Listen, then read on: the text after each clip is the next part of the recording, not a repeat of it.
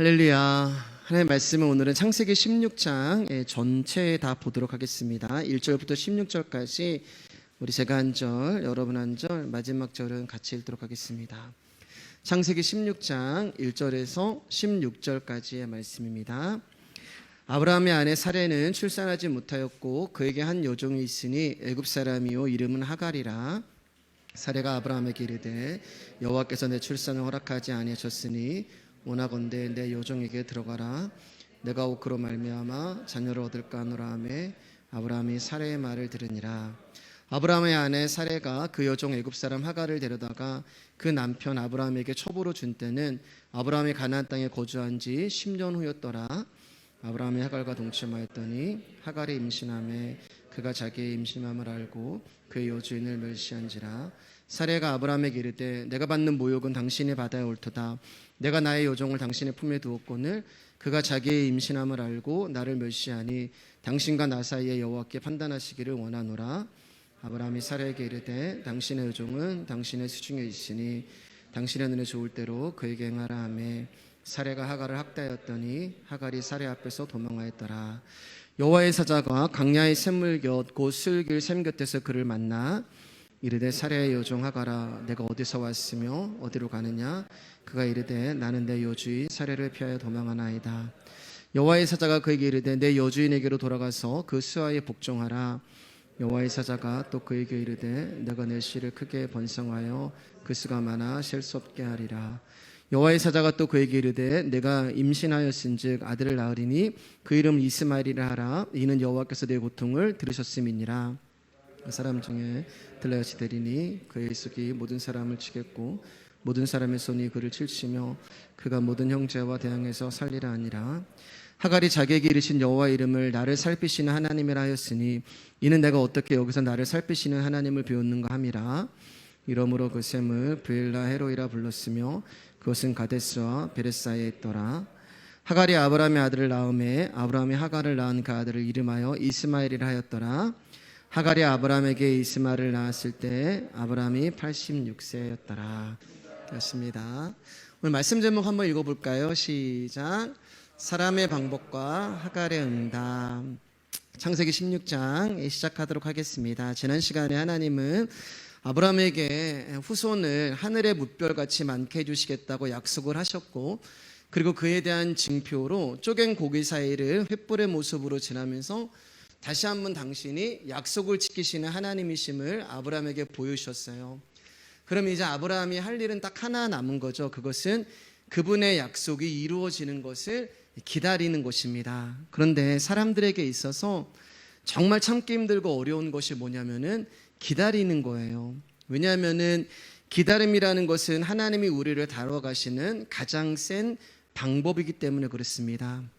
전에도 말씀을 드렸지만 하나님은 시간이 굉장히 많으신 분이라고 말씀을 드렸어요. 전혀 급하신 것이 없습니다. 그분은 하루가 천년 같은 분이시기 때문에 우리가 급하고 우리가 시간이 없는 거지 하나님에게는 남는 게 시간이에요. 그런데 우리는 시간이 없단 말이에요. 그러니까 우리는 빨리 무언가를 성과를 내야 하고 보여줘야 하고 그 결과를 봐야 하는 것입니다. 여러분 이제 개척을 하고 제가 여러분에게 처음 부탁했던 것이 혹시 무엇인지 기억나시나요? 제가 여러분에게 처음으로 말씀을 드리고 부탁드렸던 것이 우리 6개월 동안 아무것도 하지 말고 말씀만 들으셨으면 좋겠습니다 라고 이렇게 부탁을 드렸습니다. 처음에는 여러분들이 말씀만 들으니까 너무 좋다, 너무 내가 편하고 그 말씀이 너무 감사하다라고 말씀을 해주셨지만 반응도 하셨지만 시간이 조금 이제 지나가면서 좀이 쑤시는 그런 것들이 있었잖아요. 조금 힘드신 것도 있었고 좀 다른 것도 해야 되지 않나 이런 생각도 하셨잖아요. 그러니까 우리는 6개월도 기다리지 못하는 사람들이라는 거예요. 이처럼 사람은 기다리는 것이 굉장히 힘듭니다. 그러니까 자꾸 무언가를 해야 돼요. 그러니까 어떤 것을 만들어내냐면은 움직이는 신앙, 행동하는 신앙을 하나님이 원하시고 하나님이 기뻐하신다라고 하면서 자꾸 어떤 사람의 방법을 통해서 하나님께 나아가려고 합니다. 수요일 날도 말씀을 드렸지만 우리의 문제점이 뭐냐면 너무 부지런한 것이 문제라고 말씀드렸어요. 너무 부지런해요. 우리가 왜 하나님의 그 일이 우리 안에서 이루어지고 하나님의 말씀이 우리 안에서 이루어지는 것을 보지 못하는가? 우리가 너무 부지런한 거예요. 그러니까 그 말씀이 내 안에 오셔서 일을 하셔야 되는데 그것을 기다리지 못하는 것입니다. 그러니까 뭐가 나오냐면은 조급함이 나오는 거예요. 예. 빨리 뭔가가 막 돼야 되는데 그게 이루어지지 않으니까 거기서 조급함이 나오는 거예요. 그러다 보니까 나라는 존재의 방법과 힘이 나오기 시작하고 나라는 방법과 나라는 힘이 나오면 그 나라는 존재 안에 갇혀버리게 되는 거예요. 나의 어떠함에 갇히게 되는 것입니다. 그러다 보면은 하나님에 대해서 민감해야 되는데 우리가 나에 대해서 민감해지는 거예요. 나의 감정에 대해서 민감해지기 시작하고 결국에는 진리가 아닌 자기의 방법과 힘을 통하여서 하나님의 일을 이루려고 하는데 그게 오히려 하나님의 일을 방해하는 결과가 되는 거예요. 그래서 여기서부터 탈출하는 것을 제가 자기 부인이라고 말씀을 드렸고 자기 부정이라고 말씀드렸습니다. 그래서 아무것도 할 수 없다는 말이 바로 그 이야기가 되는 거예요. 그런데 자기 부인과 자기 부정은 나의 힘으로 절대로 되어지지 않는 거예요. 결단한다고 해서 되어지는 것도 아니고 노력한다고 해서 되어지는 것도 아니고 어디 가서 훈련을 받고 세미나를 받는다고 해서 되어지는 것이 아닙니다. 내가 부인되어지고 내가 부정되어질 수 있는 유일한 방법은 오직 하나님의 말씀 앞에 나와서 그 말씀이 내 안에 들어오셔서 나를 부수고 깨시는 그 외에는 답이 없는 것입니다. 그리고 그 말씀 앞에서 나라는 존재의 할 수 없음과 소망 없음을 보고 그리고 나라는 존재의 처절한 패배와 절망을 맛봐야 하는 거예요. 그래야지만 우리가 하나님을 붙들게 돼요. 그렇게 하지 않은 사람이 누구냐면 야곱이었잖아요. 그래서 하나님이 결국 야곱의 환도뼈를 때리는 거예요. 예. 하나님이 계속 그의 인생 가운데 함께 하시고 지켜보시는데 나중에 도무지 자기 살고자 자기 부인과 아내까지 자기 부인과 아내 같은 말이죠. 자기 아내와 자기 자식까지 팔아먹는 그 야곱을 보시고 하나님이 도저히 그 모습을 보지 못하고 오셔서 그의 환도뼈를 때리는 거예요. 그때 야곱이 붙든 게 하나님을 붙들잖아요. 하나님 가지 마세요. 그때 붙드는 거예요. 그래서 하나님은 그분의 말씀으로 우리라는 존재의 소망 없음과 할 수 없음과 절망을 맛보게 하는 거예요. 그러면서 머리부터 발끝까지 내 모든 세포가 그분 앞에 할 수 없음을 인정하게 됐을 때 그때 하나님이 우리 인생 가운데 오셔서 당신의 일을 하시는 것입니다. 예수님을 믿는다는 것은 나의 힘을 사용하여 최선을 다하는 것이 아니라 나의 하나님의 최선이 내 안에 와서 역사하도록 기다리는 거예요. 하나님이 자손을 주신다고 약속하셨고 또 언약 의식까지 그렇게 거창하게 행하셨으면 바로 아들을 좀 주시면 되잖아요. 그런데 오늘 말씀 보니까 10년이 지나버린 거예요. 하나님이 10년 동안 아무런 것도 아브라함 가운데 베풀어주지 않은 것입니다. 말씀만 하시는 거예요. 아브라함과 사라의 나이가 10년이 지났으니까 벌써 지금 85세가 된 것입니다. 아브라함 나이가 85세가 됐고 사라는 75세가 됐고 이미 경수가 끊어진 거예요. 도저히 인간의 힘으로는 이제는 아이를 낳을 수 없는 그런 지경에 이른 것입니다. 하나님이 내가 언제 어떻게 너한테 자식을 줄게 이렇게라도 말씀을 해주셨으면 기다릴 텐데 그런 말씀을 해주시지도 않고 그냥 너에게 자손을 줄 거야 이 한마디 셨으니까 기다리는 게 얼마나 힘들어요. 우리가 어떤 목적이 있고 목표가 있어서 저기까지만 가면 그날까지만 참으면 이것이 이루어지면 얼마든지 기다릴 수 있죠. 못 기다릴 사람이 누가 있어요.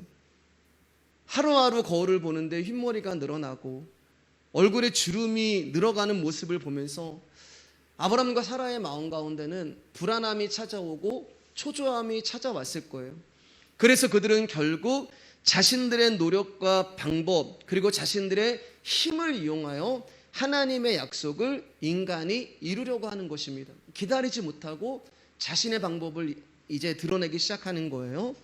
우리 창세기 16장 1절입니다. 상반부예요. 시작. 아브라함의 아내 사라는 출산하지 못하였고 15장에서 그런 언약식까지 보여주셨는데 16장으로 넘어왔으면 하나님께서 약속도 하셨고 내가 너한테 아들을 줄 거야 라고 증표까지 보여줬으면 16장은 이렇게 시작하면 안 돼요. 아브라함의 아내 사라는 임신을 하였고 아니면 아기를 낳았고 이렇게 시작해야 되는데 약속을 받은 지 10년이 되었는데도 여전히 아브라함의 아내 사라는 출산하지 못하였고 이렇게 시작이 되고 있는 것입니다. 그러면 아이가 없다고 아이가 출산하지 못했단 말은 아직 하나님의 약속이 이루어지지 않은 거잖아요. 그러나 여러분 다 아시죠? 실상과 증거에 대해서 말씀드렸잖아요. 하나님의 약속은 이미 아브라함 안에 있는 거예요. 근데 그 실상이 눈에 보이는 증거로 나타나지 않았을 뿐입니다. 이게 힘든 거예요. 왜요? 보이지 않으니까요. 믿음은 보이지 않는 것을 보는 것처럼 믿는 것인데 진짜 힘들잖아요, 여러분. 말은 얼마든지 멋있죠. 보이지 않는 것을 믿는 것이 믿음이야. 근데 보이지 않는 것을 믿는다는 게 얼마나 힘들어요. 손에 잡히고 눈에 보이고 귀에 들리면 믿을 수 있겠는데 눈에 보이지도 않는 것을 믿는다는 것은 힘든 거예요. 근데 우리는 눈에 보이고 손에 잡히고 귀에 들려야지만 어떤 마음이 되냐면은 자기 만족이 되는 거예요. 거기에서 안정감을 누리게 되는 것입니다. 그러니까 뭐예요? 자기 만족이라는 것은 여전히 내가 살아있다는 거예요. 내가 없다면 그분이 내 안에서 일을 하시고 이루시는 것들에 대해서 우리가 기다릴 수 있는데 그것이 되지 않으니까 나라는 존재가 있으니까 하나님의 말씀을 하나님의 일을 기다리지 못하는 것입니다.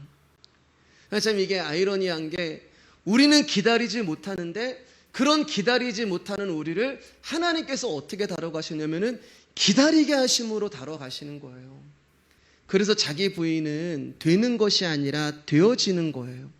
하나님이 계속 침묵하시고 계속해서 우리가 나의 방법과 나의 힘을 막 사용해보고 그런 걸 통해서도 이루어지지 않고 결국에는 나라는 존재의 힘이 다 빠져버리는 거예요.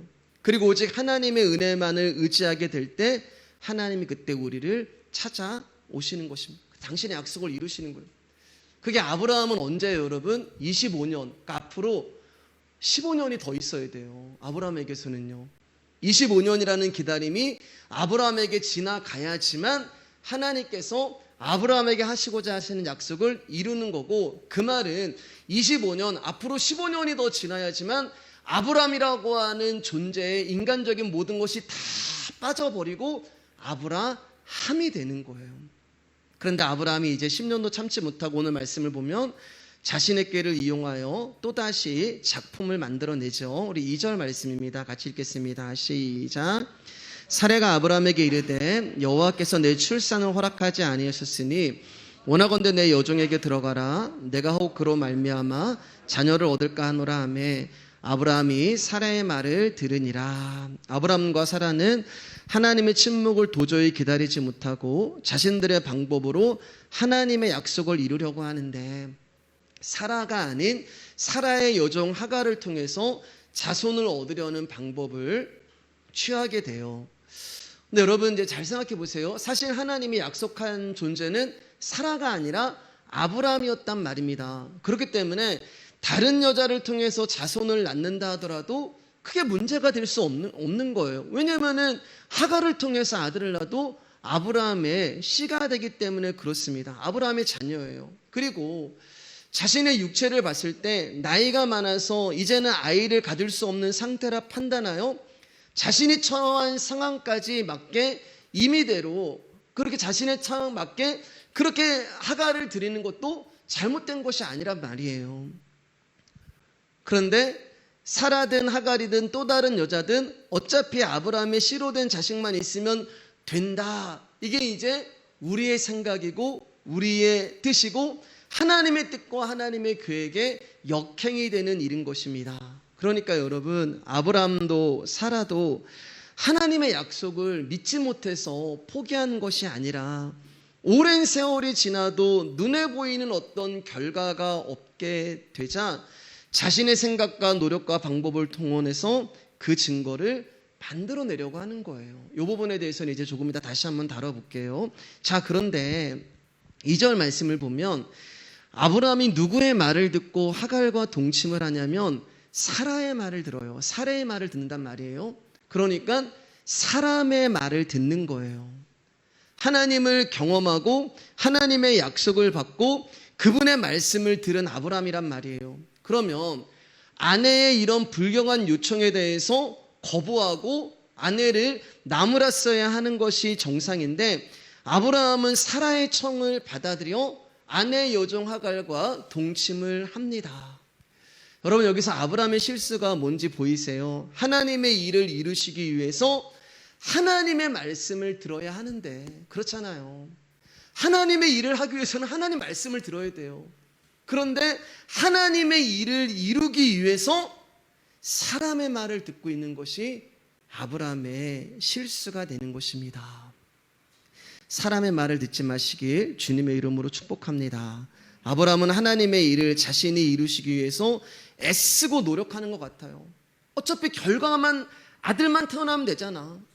뭐 사라를 통해서 태어나든 하갈을 통해서 태어나든 어차피 내 시기 때문에 아들만 나오면 되잖아. 하나님의 약속이잖아. 그것을 내가 이루는 게, 내가 노력해서 나의 방법과 힘으로 하나님의 일을 내가 해드린다는 것이 뭐가 잘못이야. 근데 그게 잘못이라는 거예요. 사랑하는 여러분, 우리가 들어야 하는 말은 오직 예수 그리스도의 말씀 외에는 다른 것이 없는 것입니다. 그분의 말씀 외에 사람의 소리를 들으면 우리는 자꾸 실수하고 넘어지고 실패하고 하나님의 뜻과는 반대되는 길로 갈 수밖에 없는 거예요. 그렇잖아요, 여러분. 예수님이 내가 곧 길이요 진리요 생명이다라고 말씀하셨는데, 내가 하나님의 말씀을 듣지 않는다는 것은 예수님이 길이요 진리요 생명이 아니라 내가 길이 되고 내가 방법이 되고 내가 힘이 된다는 거잖아요.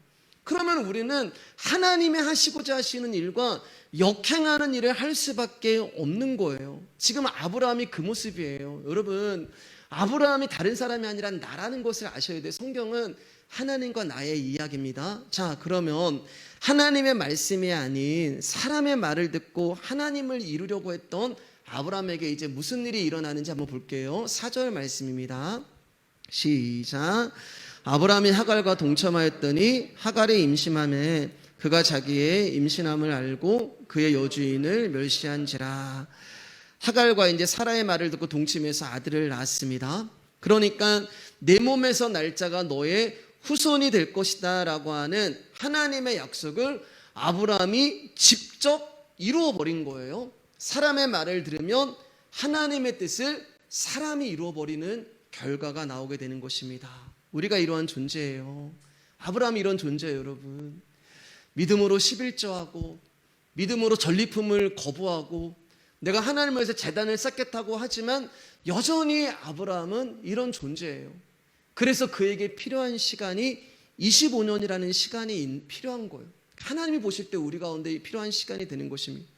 25년 동안 나라는 존재의 무력함과 불가능을 깨닫게 하시고 오직 하나님의 은혜만을 의지하고 붙들 수 있도록 하나님께서 아브라함 가운데 기다림을 허락하시는 것입니다.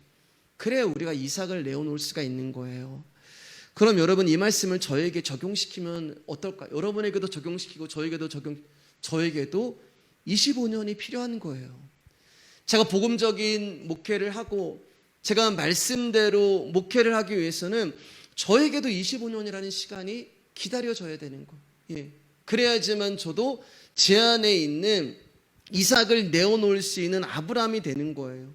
그분의 말씀이 제 안에 들어오셔서 저의 겉과 속을 지배하시고 나의 언행과 나의 생각과 나의 마음을 점령하시고 그분이 나의 전부를 주관하시기 위해서 필요한 시간이 25년이 되는 거예요. 그 후가 되면은 내가 어디 있고 나라는 존재가 어디 있겠어요. 저 또한 주님이 제 안에서 그런 일을 하시는 것을 소망합니다. 그리고 여러분 안에서 그런 일을 하시는 것을 보고 싶어요. 그런데 그 열매가 하루아침에 이루어지는 것이 아니란 말이에요. 조급함을 갖지 마시기를 바랍니다. 그분이 끊임없이 우리를 다루어 가시면서 기다리게 하시면서 그분이 만들어 가시는 거예요. 무엇으로 여러분? 주인의 상에서 떨어지는 부스러기가 되는 그분의 양식이 우리 안에 피와 살이 되어 주시면서 그 일을 하시는 것입니다. 사람의 방법은 여러분 간단해요. 쉬워요, 여러분. 금방 이루어져요. 사람이 볼 때는 25년은 너무 길어요. 그런데 내가 나의 방법과 나의 힘으로 하면 금방 아들을 만들어낼 수가 있는 거예요. 10년 안에 이루어질 수가 있는 거예요. 하나님의 방법은 답답해요. 주신다고 하셨는데 주시지 않아요. 지루해요. 보이지도 않아요. 기다리는 것도 힘들어요. 그러니까 결국 우리가 어떤 걸 하는 거예요? 눈에 보이는 금송아지를 만들어 놓고 이 금송아지가 하나님이다라고 이야기하는 거예요. 그러면서 우리는 이렇게 얘기해요. 하나님이 25년 걸려서 만드는 것을 나는 10년 만에 만들었다. 아브라함의 실수예요. 하나님의 뜻을 사람의 말을 듣고 이룬 그 아브라함 가운데 어떤 일이 일어나냐면 종이 주인을 멸시하는 일이 생기는 거예요. 그가 자기의 임신함을 알고 그의 여주인을 멸시한지라. 하나님의 말씀을 듣지 않고 사람의 말을 듣고 하나님의 일을 하게 되면 종이 주인을 멸시하는 일이 일어나는 것입니다. 하갈이 누구의 은혜로 자기 주인의 아이를 낳은 자리까지 왔냐면 사라예요. 하갈은 하루아침에 종이라는 신분에서 주인의 아들을 낳는 신분으로 바뀐 거예요. 은혜를 입은 거예요. 그런데 그 은혜를 입은 종이 지금 그 은혜를 잊어버리고 자신에게 은혜를 준 주인을 무시하고 업신 여기는 것입니다. 자기가 어디서 어떻게 구원을 받았는지 그 은혜를 잊어버리는 거예요. 여러분, 우리가 하나님의 말씀이 아닌 사람의 말을 듣고 어떤 결과를 만들어내면 내가 하나님의 은혜를 잊어버리고 하갈의 모습으로 우리가 살아갈 수가 있는 거예요. 자리가 사람을 만든다라는 말이 있잖아요. 그 말은 사람이 어떤 지위에 있게 되면 그에 어울리는 모습으로 변하게 마련이다라는 뜻이 되는 거잖아요. 그래서 우리는 어떤 사람에게 어떤 자리를 주고 어떤 지위를 주면 그 사람이 그 일을 잘 감당해낼 거야 라고 생각을 합니다. 그러나 사랑하는 여러분, 그것은 세상의 방법이에요. 교회는 그렇지 않습니다. 교회는 세상과 반대라고 생각하면 돼요. 그러면은 교회는 누가 일을 해야 되냐? 은혜를 받은 사람이 일을 해야 돼요. 은혜를 받은 사람이 자리에 앉아야 되고, 은혜를 받은 사람이 직분을 받아야 되고, 은혜를 받은 사람이 사역을 해야 돼요. 왜요? 그래야지 은혜가 나오기 때문에 그래요. 은혜를 받았기 때문에 은혜가 나오는 것입니다. 그런데 은혜를 받지 못한 사람은 일을 하게 되면은 무엇으로 일을 하냐면은 나의 열정과 나의 경험과 나의 성품과 나의 인격, 나의 힘으로 일을 하는 거예요. 그러니까 전부 일하는 것이 나라는 존재가 나오는 거예요. 그런데 여러분, 그것은 오래가지 못해요. 왜냐하면 나라는 존재라는 것은 내가 지금까지 인생을 살아오면서 쌓아온 나란 말이에요. 나의 결과예요. 한계가 있어요. 그것은 나의 성품이 다 드러나고 나의 열정이 다 드러나고 나의 아이디어가 다 드러나고 바닥이 나면 여러분, 그것은 더 이상 일을 할 수가 없는 거예요. 그러니까 하갈이 지금 자기 본성이 나오는 거예요. 은혜를 받았는데 그 은혜가 아닌, 자기가 은혜가 아닌 나의 힘으로 이 자리까지 올라왔다고 생각을 하는 것입니다. 어느 날 사역이 지겨울 때가 있고 봉사가 억울할 때가 있고 일을 하는 것에 대해서 서운할 때도 있고, 그러면은 우리 마음에 어떤 마음이 들어오냐면은 보상 심리가 들어오는 거예요. 아, 저거 내가 한 건데, 아, 저 일을 내가 만든 건데, 그런 보상 심리가 들어오는 거예요. 내가 하면은 내가 나가는 거예요. 근데 은혜를 입은 사람은 은혜로 일을 하고 사역을 하기 때문에 은혜만 남는 것입니다. 은혜만 남기 때문에 나라는 존재는 없는 거예요. 그러면 무슨 은혜를 말씀드리는 걸까요? 여러분들이 경험했던 어떤 신비한 것도 아니고 여러분들이 체험했던 것도 아니고 특별한 사건을 말하는 것이 아니에요. 그런 은혜를 아니에요. 그것도 일시적인 거예요. 하나님이 나의 병을 고쳐주셨다? 거기에 대해서 우리가 감사언금하고 내가 정말 주님 감사합니다. 여러분이 어떤 기도 제목이 이루어졌단 말이에요. 여기 일시적인 거예요. 여러분 평생 감사하지 않잖아요. 평생 그걸 가지고 하나님 앞에 드리지 않잖아요. 내가 주님 앞에 감사할 수 있는 것은 무언가가 주님이 계속 나한테 부어주시는 것을 통하여서 내가 감사할 수 있다는 말입니다. 제가 드리고자 하는 은혜는 말씀의 은혜를 말하는 거예요. 말씀의 은혜.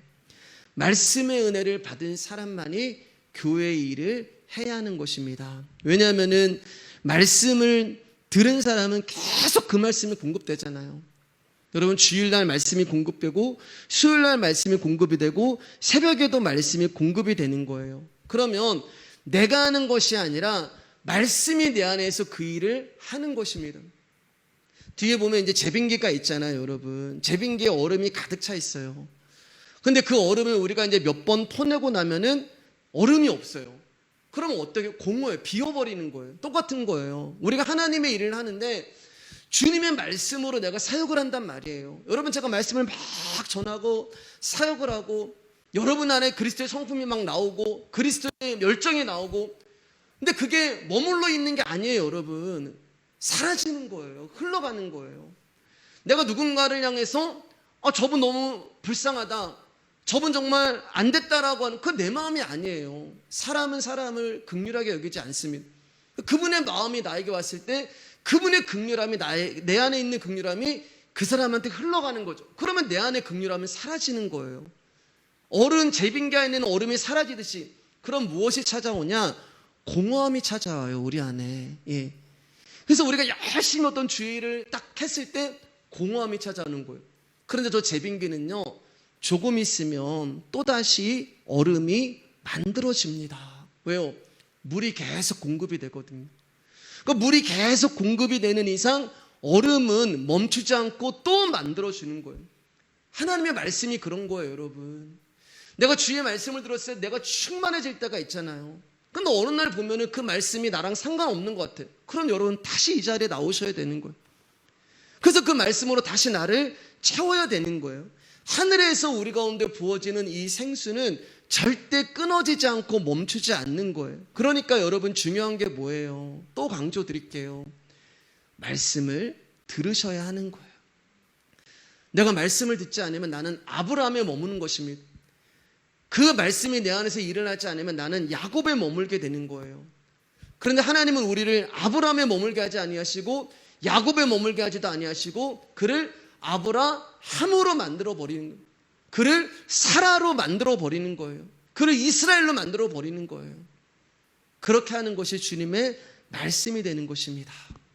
자, 여기서 우리 안에 이제 해결되지 않는 궁금증 하나 짚어드리고 다음 본문으로 넘어갈게요. 왜 하갈의 자손은 안 될까? 아브라함의 시면은 사라든 하갈이든 어떤 여자든 괜찮은 거 아닌가? 하나님의 약속을 아브라함에게 했지 사라에게 한 게 아니기 때문에 누구랑 결혼을 하고 누구랑 관계를 해서 아기가 낳아도 아브라함의 자손이 아닌가? 그런 생각이 이제 우리 안에 들 거예요. 그러면 하나님은 하갈은 아니고 사라만 약속의 자손이라고 인정하시는지 우리 한번 그분 보겠습니다. 창세기 2장 21절 24절 말씀이에요. 시작.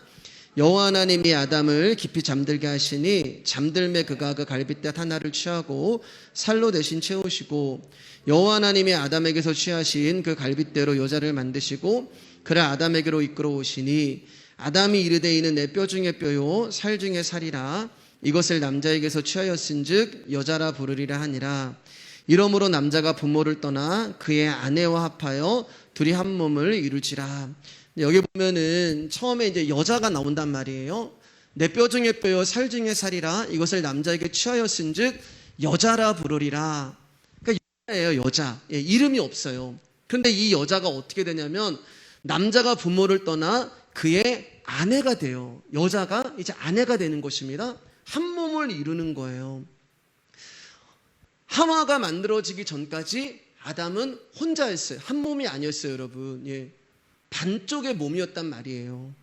그러니까 아담의 상태는 불완전하고 온전하지 못한 상태였습니다. 이런 아담을 하나님께서 잠들게 하시죠. 제가 요한복음 강의하면서 이 말씀을 드렸던 기억이 나요. 예, 깊이 잠들게 하세요. 죽음이란 말입니다. 죽었기 때문에 갈비뼈를 빼내도 우리가 아픔을 모르는 거예요. 아담을 죽게 하신 후에 주무자기한 다음에 거기서 갈비뼈를 꺼내서 이제 여자를 만들게 되죠. 이 갈비뼈라는 말은 히브리인들이 뭐라고 얘기하면 그릇이라고 얘기해요. 그릇. 예, 그릇이에요. 그릇은 뭐가 와서 담겨야지만 그 그릇이 되는 거예요. 거기에 포도가 담기면 포도 그릇이 되고 금이 담기면 금 그릇이 되는 거예요. 그러니까 이 갈비뼈는 히브리인들이 그릇이라고 불렀단 말이에요. 그렇기 때문에 첫 번째 아담인 그 그릇에 마지막 아담인 예수 그리스도가 오셔서 포개지는 거예요. 주의 손에 나의 손을 포개고 주의 발에 나의 발을 포개요. 그 그릇 안에 아담이라고 하는 첫 번째 그릇 안에 마지막 아담이신 예수 그리스도가 담김으로 말미암아 하나가 되는 것이 바로 그의 부모를 떠나 그의 아내와 합하여 둘이 한 몸을 이룰지다라는 그 의미가 되는 것입니다. 그게 구원이 되는 거예요. 그러니까 여자라는 존재는 남자의 생명으로 만들어진 존재예요. 그러니까 여자는 처음 창조될 때부터 남자를 도와서 그의 생명을 유지케 하는, 없어서는 안 되는 존재가 바로 여자가 되는 것입니다. 그렇게 예수 그리스도가 십자가에 죽으실 때 그 예수님의 갈비뼈가 드러나심으로 만들어진 여자가 누구냐면은 교회고 바로 저와 여러분이란 말이에요. 근데 저와 여러분을 뭐라고 얘기해요? 아내라고 얘기하는 거예요. 아내. 약속을 받았기 때문에 아내가 되는 거예요. 신부가 되는 거예요. 그렇기 때문에 아브라함에게 하신 약속의 씨는 반드시 아브라함의 죽음으로 만들어진 생명을 얻게 된 그의 아내 사라에게만 유효한 것이지 하갈이 되면 안 되는 거예요. 예. 그래서 첩이 아니라 아내가 돼야 되는 것입니다. 그래서 하나님이 인정하지 않는 거예요. 인간적인 방법으로 낳은 아이를 인정하지 않고 오직 하나님은 당신의 아들 예수 그리스도의 죽음으로 말미암아 만들어진 교회인 우리만 아내다. 너희만 내 아들 예수를 통하여서 약속을 받은 거다. 그래서 아브라함에게 한 약속은 곧 그의 아내 사라에게만 유효한 것이지 첩이 될 수가 없는 것입니다. 자, 5절 6절입니다. 시작. 사라가 아브라함에게 이르되 내가 받는 모욕은 당신이 받아야 옳도다. 내가 나의 요종을 당신의 품에 두었거늘 그가 자기의 임신함을 알고 나를 멸시하니 당신과 나 사이에 여호와께서 판단하시기를 원하노라. 아브라함이 사라에게 이르되 당신의 요종은 당신의 수중에 있으니 당신의 눈에 좋을 대로 그에게 행하라 하매 사라가 하갈을 학대하였더니 하갈이 사라 앞에서 도망하였더라. 사라가 제안하여서 하갈을 첩으로 들였어요. 그런데 하갈이 임신하여 자기를 업신여기자 사라가 어떻게 반응하냐면은 당신 때문이라고, 아브라함 때문이라고 얘기해요. 사라가 일을 만들었는데 요건 지금 아브라함이 겪고 있는 것입니다. 내가 이 고통을 겪는 것은 당신 때문이다. 근데 아브라함이 이제 뭐라고 이야기하냐면은 자기도 그 책임을 회피해요. 당신의 여종이니 하갈은 당신 마음대로 해라. 여러분 이 말씀 어디서 본 것 같지 않으세요? 자기에게 아브라함이라고 하는 존재의 특징이 뭐냐면 자기에게 위협이 오고 자기에게 안 좋은 일이 오면은 그거를 이제 피해버리는 거예요. 창세기 12장에서 그랬잖아요. 자기의 자신의 안전과 유익을 위해 아내를 팔아먹었던 아브라함의 못된 버릇이 여기서 또 나오고 있는 거예요. 우리가 나중에 보겠지만 아브라함이요, 여러분, 사라가 임신했는데 또 한 번 팔아먹어요. 예. 이런 존재가 바로 저와 여러분이에요. 하갈은 자기를 괴롭히는 사라와 비겁한 아브라함을 피해서 광야로 도망을 갑니다. 7절 9절입니다. 시작. 여호와의 사자가 광야의 샘물 곁 곧 술길 샘 곁에서 그를 만나 이르되 사라의 여종 하갈아 내가 어디서 왔으며 어디로 가느냐. 그가 이르되 나는 내 여주인 사라를 피하여 도망하나이다. 여호와의 사자가 그에게 이르되 내 여주인에게로 돌아가서 그 수하에 복종하라. 이제 하갈이 자기 고향으로 돌아가고 있는 거예요. 그러니까 하갈은 그 창세기 12장에서 애굽으로 아브라함이 갔을 때 그 나올 때 그 바로가 준 여종이 되는 거죠. 그래서 사라의 핍박과 아브라함의 비겁함을 피해서 자기 고향 애굽으로 가는 도중에 술길이라는 곳에서 여호와의 사자를 만납니다. 그리고 네가 어떻게 해서 왔느냐 얘기를 딱 듣고 돌아가라. 네 여주인에게로 돌아가라 라고 말씀하세요. 여러분 하나님의 약속이 이루어지지 않고 핍박과 고난이 찾아가 온다고 해서 여러분이 그 자리를 떠나시면 안 돼요. 그러니까 아브라함이 지금 기근이 오니까 거길 떠나버리잖아요. 똑같은 얘기예요. 하나님 우리 가운데 원하시는 것은 돌아가라고 말씀하시는 것입니다. 그러면 돌아가면 핍박이 사라지나요? 아니요. 문제가 없어지나요? 아니요. 고난과 어려움은 그대로 있는 거예요. 변한 것은 없는 거예요. 그럼 어떡하라는 거예요, 여러분? 받아들이고 기다리는 거예요. 언제까지요? 하나님의 약속이 이루어질 때까지. 자, 하갈이 이제 너 있던 곳으로 돌아가라고 말씀하시면서 여호와의 사자가 하갈에게 이런 이제 약속을 하세요. 10절, 12절입니다. 시작. 여호와의 사자가 또 그에게 이르시되 내가 내 씨를 크게 번성하여 그 수가 많아 셀 수 없게 하리라. 여호와의 사자가 또 그에게 이르되 내가 임신하였은즉 아들을 낳으리니 그 이름을 이스마엘이라 하라. 이는 여호와께서 내 고통을 들으셨음이니라. 그가 사람 중에 들나귀 같이 되리니 그의 손이 모든 사람을 치겠고 모든 사람의 손이 그를 칠치며 그가 모든 형제와 대항해서 살리라 하니라. 내 씨가 번성하여 그 수가 셀 수 없이 많아질 거야 라는 약속을 하세요. 어디서 많이 들어본 약속 아니세요, 여러분? 우리가 지금까지 하나님이 계속 아브라함에게 하신 약속이잖아요. 수도 없이 하신 약속이잖아요. 그럼 하나님이 지금 아브라함에게 이 약속을 하셨는데 왜 또다시 하갈에게 동일한 약속을 하시는 걸까? 그리고 이 약속으로 말미암아 아브라함에게는 사라의 후손과 하갈의 후손 자손이 생기고 그리고 이 두 후손은 대대로 원수지간이 되어 싸우게 되고 오늘날까지 이 싸움이 있는 거예요. 아랍인들과 이스라엘 사람들과의 싸움. 그러니까 그 출발이 창세기 16장에서 시작을 하는 것입니다. 자, 그럼 이제 13절 읽으면서 말씀을 정리할 텐데요. 왜 하나님이 하갈에게 축복의 약속을 하시는가? 왜 하갈에게도 아브라함이 하셨던 그 축복의 약속을 동일하게 하시는가에 대한 질문에 답을 하면서 말씀을 정리하도록 하겠습니다. 우리 13절 읽겠습니다. 시작. 하갈이 자기에게 이르신 여호와의 이름을 나를 살피시는 하나님이라 하였으니 이는 내가 어떻게 여기서 나를 살피시는 하나님을 배웠는고 함이라. 여러분, 얼핏 보면 지금 여호와의 사자가 하갈에게 약속한 것이 엄청난 축복으로 보여요. 그렇잖아요. 하갈의 씨를 크게 번성하여 그 수가 많아 셀 수 없게 하겠다는 것도 축복이고, 하갈이 낳은 아들의 이름을 뭐라고 짓냐면 이스마엘이라고 지라고 하는데 그 뜻이 뭐냐면 하나님이 나의 고통을 들으셨다. 얼마나 좋은 이름이에요. 그러니까 지금 하나님이 얼핏 보면은 하갈에게 엄청난 축복을 하시고 하갈을 돕고 있는 것처럼 보인단 말이에요. 그리고 하갈도 뭐라고 이야기하냐면은 여호와의 사자의 말을 듣고 나를 살피신 하나님, 예전 성경에는 나를 감찰하시는 하나님, 이렇게 고백해요. 그러니까 하갈도 하나님을 만나고 나서 그분이 나의 사정을 알아, 나를 살피시는 하나님이야, 그렇게 고백을 해요. 그러니까 얼핏 보면은 지금 하나님이 사라보다 하갈을 더 사랑하시는 것 같아요. 더 축복해 주시는 것 같고, 어떻게 보면 하나님이 하갈을 핍박하고 그렇게 인간적인 방법으로 아들을 만들어낸 사라에 대해서 하나님이 좀 미워하시는 것 같은 느낌이 드는 거예요. 그리고 하갈도 나를 살피신 하나님 이렇게 고백할 정도로 하나님은 내 편이야 라고 생각을 합니다. 여러분 생각해 보세요. 한번 이제 생각해 보세요. 하갈이 돌아갔단 말이에요. 근데 하갈이 돌아갔는데 사라에게 당당했을 것 같아요, 저는요. 왜냐면 하나님 말씀하셨잖아요. 그리고 가서 사라에게 자기에게 있었던 일을 이야기할 것 같아요. 너가 핍박을 해서 고향으로 가고 있었는데 그때 여호와의 사자가 나타났어. 그리고 나에게 똑똑하게 말씀을 주셨어. 내 씨가 번성하고 많아질 거라고 이야기를 했고 이름까지 지어줬고 나를 살피신 하나님이야. 그러면 그 이야기를 듣고 있는 사라의 마음은 어땠을까요? 여러분, 사라는 약속을 받은 여자잖아요.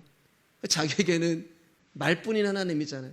자식이 있는 것도 아니고 이름을 지어준 것도 아니고 뭐 씨가 번성하게 보여준 것도 아니고 하나님은 나에게 맨날 약속만 하시고 뭘 해주겠다는 그 말만 하시는데 이루어지진 않아요. 근데 하갈은 금방 뭐가 만들어지고 있는 거예요. 그냥 아브라함하고 동침했는데 아이가 생겨버리고 하나님이 씨가 번성하게 아이의 이름까지 져주시고, 그러면 사라의 마음이 여러분 얼마나 섭섭했겠어요. 예, 내 이야기라고 들으세요, 여러분. 얼마나 화가 났겠어요. 얼마나 하갈이 믿고 얼마나 약이 오르겠어요. 그럼 하나님은 왜 이렇게 하실까? 혹시 약속의 대상을 사라가 정말 아이가 낳을 수 없는 형편이 되어서 젊은 그 종으로 옮기신 걸까? 이 질문에 대해서 제가 이제 두 가지 답으로 드리면서 말씀을 마칠게요. 먼저, 여러분, 하나님은 누구 편 같으세요? 하나님은 내 편이다. 여러분, 이렇게 얘기하실 수 있을 것 같으세요? 하나님은 그러면 사라의 편일까요? 하갈의 편일까요? 아브라함의 편일까요? 하나님은 여러분 누구의 편도 아니에요. 누구의 편도 아니에요. 여호수아를 보면은 하나님의 군대 장관이 가나안 땅에 딱 왔을 때 여호수아가 너 누구 편이냐라고 이야기해요. 그때 하나님이 나는 나의 편이야. 하나님은요 하나님 편이지 누구의 편이 아니에요. 하나님은 당신의 이름과 영광을 나타내시는 것이 당신의 뜻이며 저와 여러분들은 그저 그 일을 이루라고 부름을 받은 도구일 뿐인 거예요. 그리고 저와 여러분이 언제 어떻게 사용되어지는가는 전적으로 그분 앞에 달린 것이지 나의 어떠함과 상관이 없는 것입니다. 그러므로 우리는 누가 옳고 누가 그르다는 판단을 내려놔야 되는 거예요. 그리고 우리의 모든 초점을 하나님께 맞춰야 되는 것입니다. 먼저 여호와의 사자가 왜 하갈에게 사라에게로 돌아가 복종하라고 했을까? 돌아가면 학대는 계속 이어질 것이고 핍박은 이어질 것이고 나를 살피시는 하나님이라면 차라리 좋은 곳으로 이 하갈을 인도하셨으면 좋은데 왜 돌아가라고 했을까? 여러분의 초점을 하갈이 아니라 사라에게 두고 말씀을 들어주세요. 하갈이 사라에게로 돌아간다면 사라는 하갈을 통해서 깨닫는 것이 있을 거예요. 하갈이 아이를 잉태한 것부터가 하나님의 약속을 믿지 않은 자신의 인간적인 생각이라는 것을 알게 될 것이고 하갈을 학대한 것 또한 자신의 잘못됨을 보게 될 것이고 그렇다면 하갈을 사라에게 돌아가게 하셔서 사라로 하여금 하나님의 약속을 믿지 않은 불신앙의 어떤 결과를 만들어내는 것인지를 하나님은 하갈을 통하여서 사라에게 말씀하고 계시는 거예요. 네가 인간적인 방법으로 만들어낸 결과가 결국에는 이런 일을 만들어낸 거야. 그렇지만 그럼에도 불구하고 나는 너에게 나의 약속을 이룰 거야. 그것을 보게 하시는 거예요. 그리고 그 약속이 이루어지는 가운데 인간의 방법은 하나님의 뜻을 방해하고 오히려 걸림돌이 된다는 것을 다시금 알게 하시는 것입니다. 이게 첫 번째 이유고요. 이 두 번째 이유예요. 창세기 4장을 보면 여러분 이제 요것만 하지 말씀 마칠게요. 창세기 4장을 보면 가인과 아벨이 등장을 하잖아요. 아벨이 일생 동안 하나님이 자신을 부어주심으로 결국 아벨이 자신 안에 있는 예수 그리스도를 제물로 놓아놓게 됩니다. 여러분 이거 다 이제 무슨 말인지 아시죠? 그런데 가인이 아벨을 광야로 끌고 나가서 뭐 하냐면은 죽여버려요. 예배 한번 잘 드렸다고. 그러니까 저와 여러분들이 예배 드리면요 돌에 맞아야 되는 결과가 나오는 거예요 지금. 예. 그런데 이해가 안 되는 것은 하나님이 나타나셔서 너 왜 그랬냐? 가인에게 말씀하시죠. 그럼 네 동생을 죽였어? 라고 가인을 심판하셔야 되는데 하나님이요 가인을 심판하지 않으세요. 오히려 가인이 요청하는 것을 들어주죠. 하나님, 내가 동생을 죽인 걸로 인해서 사람들이 나를 죽일까 봐 두렵습니다. 그때는 뭐라고 했냐면 그런 일이 없을 거야. 가인의 기도를 들어주는 거예요. 이마에다 표를 해주면서 내가 너를 지키고 내가 너를 보호해 줄 거야.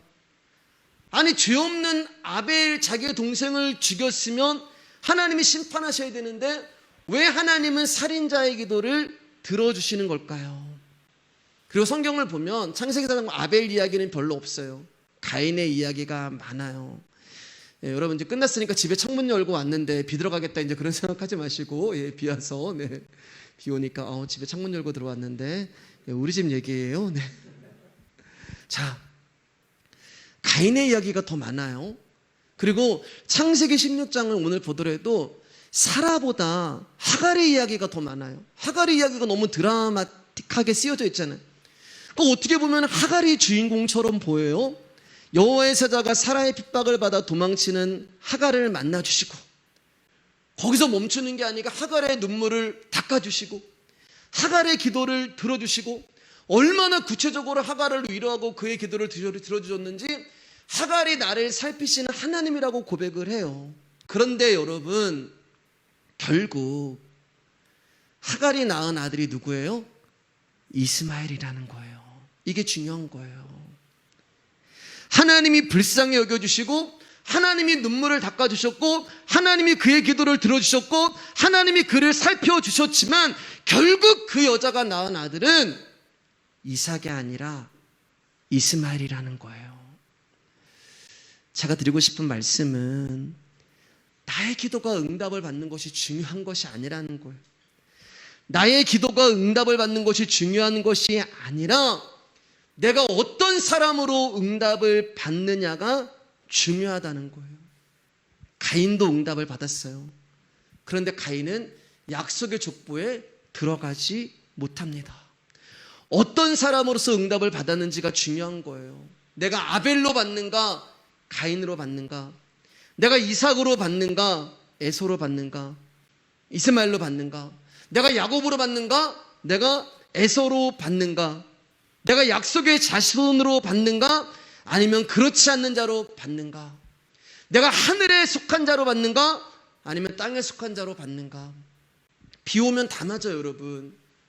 하나님이 선택한 사람도 비를 맞고요, 하나님이 선택하지 않은 사람도 비를 맞아요. 똑같이 비를 맞아요. 그런데 어떤 자로서 비를 맞냐는 게 중요한 거예요. 내가 하나님이 선택한 자로서 비를 맞는가, 하나님이 선택하지 않은 자로서 비를 맞는가. 세상을 보면 언약 밖에 있는 사람들이 더 잘 사는 것처럼 보입니다. 예수를 믿지 않았는데도 불구하고 번창하고 번성하는 것 같아요. 반면에 약속을 받은 사람은 가난하고 고통 가운데 있는 것도 보게 돼요. 사람들은 그런 현실을 보면서 하나님이 존재하지 않는다라는 근거로 이용하기도 합니다. 그러나 여러분, 그렇지 않아요. 내가 어떠한 자로 주님 앞에 서는가가 중요해요. 우리말 속담에 미운 놈 떡 하나 더 준다는 말이 있어요. 미운데 더 받아요. 미운데 그 사람은 두 배를 받아요. 지금 하갈이 그 모습이잖아요. 지금 하갈이 딱 그 모습이잖아요. 하갈이 더 많이 받아요. 약속을 받은 사라는 아무것도 없는데 약속을 받지 아니하는 하갈은 너무나 많은 것을 가지고 너무나 많은 것을 받아요. 그런데 우리는 그러한 것을 가지고 하나님의 축복을 얘기한단 말입니다. 그 사람이 약속을 받지 않은 사람에도 불구하고 그 사람 손에 쥐어진 거, 그 사람이 가지고 있는 소유를 가지고 하나님의 축복을 이야기해요.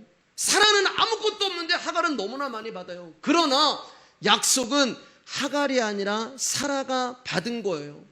진짜 복이라는 것은 하갈에게 없고 사라에게 있는 것이 복인데, 그게 뭐냐면 하나님의 약속이란 말이에요.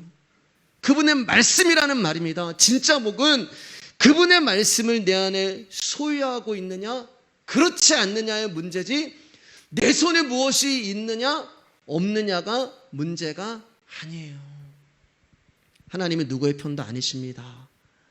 이삭의 편도 아니고 이스라엘 편도 아니세요. 솔직히 이삭이 이스마엘보다 난 게 뭐가 있고 야곱이 에서보다 난 게 뭐가 있어요. 그분이 이삭을 긍휼히 여겨주셨고 야곱을 긍휼히 여겨주셨기 때문에 그가 하나님의 약속의 자손이 된 거예요. 솔직히 저와 여러분이 예수 그리스도를 알지 못하는 사람보다 난 게 뭐가 있어요.